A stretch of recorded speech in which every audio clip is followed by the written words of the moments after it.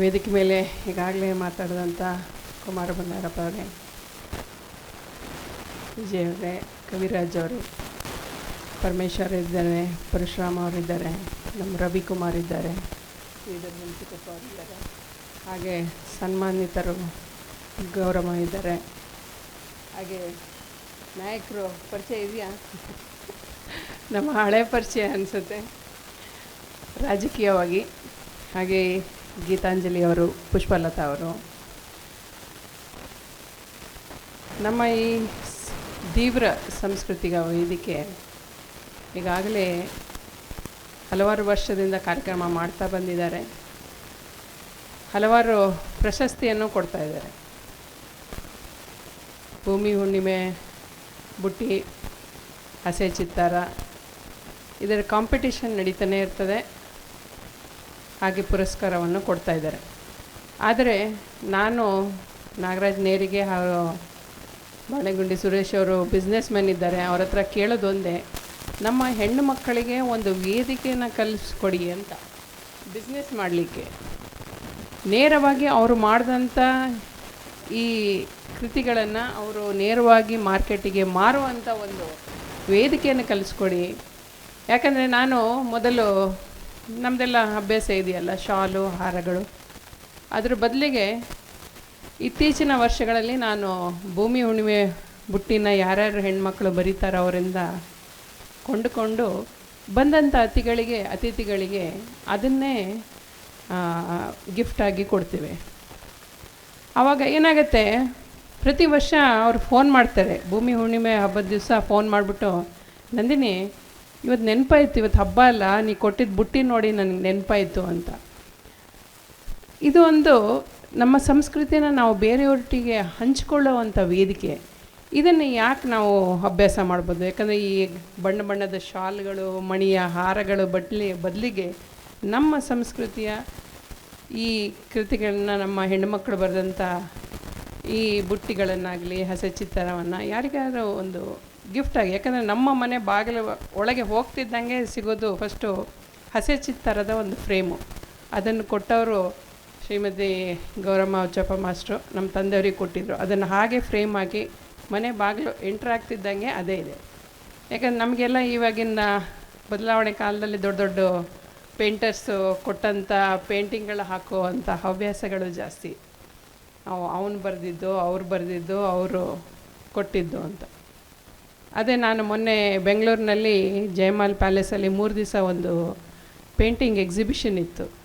ಅಲ್ಲಿ ನಾನು ತೊಗೊಂಡಿದ್ದು ನಮ್ಮ ಈ ನಮ್ಮ ಬ್ಲೌಸಿನ ಪೀಸಿನ ಪರ್ಸು, 350 ರೂಪಾಯಿ. ಅಂದರೆ ನಮ್ಮ ಹೆಣ್ಮಕ್ಳು ಮಾಡುವಂಥ ಈ ವಸ್ತುಗಳನ್ನು ದಯಮಾಡಿ ಶಿರ್ಸಿ ಸಿದ್ದಾಪುರ ಕಡೆ ಹೋಗೋರಿಗೆ ಗವರ್ನಮೆಂಟ್ ಬಸ್ ಇಲ್ಲಿಗೆ ಬರುತ್ತೆ. ಯಾರೂ ದಯಮಾಡಿ ಹೋಗಬಾರ್ದು, ರಸ್ತೆಯಲ್ಲಿ ನಿಲ್ಲಬಾರ್ದು. ದಯಮಾಡಿ ಒಳಭಾಗಕ್ಕೆ ಬನ್ನಿ ಪ್ಲೀಸ್. ಶಿರ್ಸಿ ಸಿದ್ದಾಪುರ ಕಡೆ ಹೋಗೋರಿಗೆ ಗೌರ್ಮೆಂಟ್ ಬಸ್ ಇಲ್ಲಿಗೆ ಬರುತ್ತೆ. ದೂರ ಹೋಗೋರು ದಯಮಾಡಿ ಇಲ್ಲಿ ಬನ್ನಿ, ಇಲ್ಲಿ ವ್ಯವಸ್ಥೆ ಇದೆ ಬಸ್ಸು. ಶಿರಾಳಕೊಪ್ಪ, ಶಿಕಾರಿಪುರ ಹೋಗೋದಕ್ಕೆ, ಸಾಗರ ಹೋಗೋದಕ್ಕೆ ಬಸ್ ವ್ಯವಸ್ಥೆ ಇದೆ. ದಯಮಾಡಿ ಹೊರಗಡೆ ನಿಂತವ್ರು ಒಳಭಾಗಕ್ಕೆ ಬನ್ನಿ ಪ್ಲೀಸ್. ಸಾರಿ.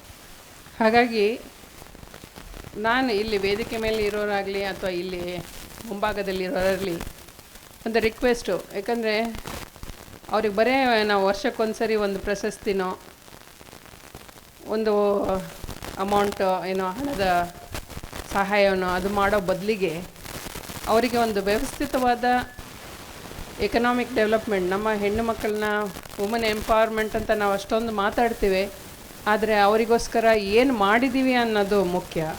ಅದಕ್ಕೋಸ್ಕರ ಸುರೇಶನವರು ನೆಕ್ಸ್ಟು ನಮ್ಮ ಕಾರ್ಯಕ್ರಮ ಕರೆಯೋ ಮೊದಲು ಏನು ಮಾಡಿದ್ದೀರ ಅಂತ ಹೇಳ್ಬಿಟ್ಟು ನಮ್ಮನ್ನು ಕರೀರಿ. ಯಾಕಂದರೆ ಅವರಿಗೆ ಬರೀ ನೀವು, ಯಾಕಂದರೆ ಸಾಗರದಲ್ಲೂ ಮಾಡಿದರು, ಈಗ ನಮ್ಮ ಗಡೆಮನೆ ಲಕ್ಷ್ಮಮ್ಮ ಇದ್ದಾರೆ, ಅವರು ಹೇಳ್ಕೊಡ್ತಾರೆ, ಟ್ರೈನಿಂಗ್ ಆಗುತ್ತೆ ಹೆಣ್ಮಕ್ಳಿಗೆ. ಆದರೆ ಅದು ಎಲ್ಲಿವರೆಗೆ ಹೋಗಿದೆ? ಇಲ್ಲೇ ಇದ್ದೀವ, ನಮ್ಮ ಮಲೆನಾಡು ಭಾಗದಲ್ಲೇ ಇದ್ದೀವ ಅಥವಾ ಬೆಂಗಳೂರು ತನಕ ಹೋಗಿದೆಯಾ?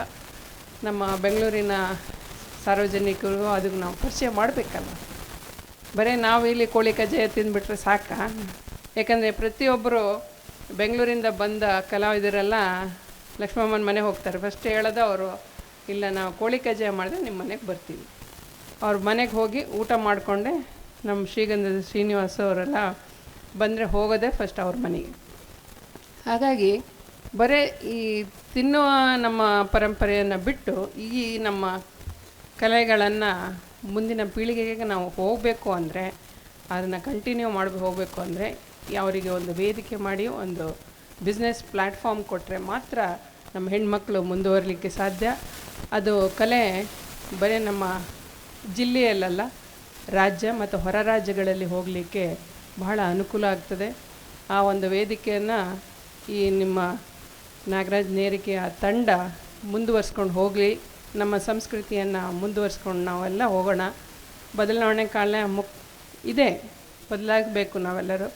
ಆದರೆ ನಮ್ಮ ನೆಲವನ್ನು ಮರೆಯೋದು, ನಮ್ಮ ಸಂಸ್ಕೃತಿಯನ್ನು ಮರೆಯೋದು ನಾವು ಬೇಡ. ಹಾಗಾಗಿ ಎಲ್ಲರೂ ಕೈ ಜೋಡಿಸಿದರೆ ನಾವು ಈ ನಮ್ಮ ಪರಂಪರೆಯನ್ನು ಮುಂದುವರಿಸ್ಕೊಂಡು ಹೋಗುವಂಥ ಸಾಧ್ಯತೆಗಳು ಜಾಸ್ತಿ ಇದೆ. ಹಾಗಾಗಿ ಇದು ಕಾರ್ಯಕ್ರಮ ಬೆಳಗಿಂದ ಏನು ನಡೀತು ನಂಗೆ ಗೊತ್ತಾಗಲಿಲ್ಲ, ಯಾಕಂದ್ರೆ ನಾನು ಹೊಸನಗರ ಸ್ವಾಮಿರಾಯ್ ಅವರ ಮನೆಗೆ ಹೋಗಬೇಕಾಗಿತ್ತು, ತಡವಾಗಿ ಬಂದಿದ್ದಕ್ಕೂ ಕ್ಷಮೆ ಕೇಳ್ತೇನೆ. ಹಾಗೆ ತಮ್ಮೆಲ್ಲರ ಒಂದು ಸಹಭಾಗಿತ್ವ ಈ ಕಾರ್ಯಕ್ರಮನ ಯಶಸ್ವಿಗೊಳಿಸ್ತೇವೆ ಅಂತ ಹೇಳ್ತಾ ನನ್ನ 2 ಮಾತು ಮುಗಿಸ್ತೇನೆ. ಧನ್ಯವಾದ.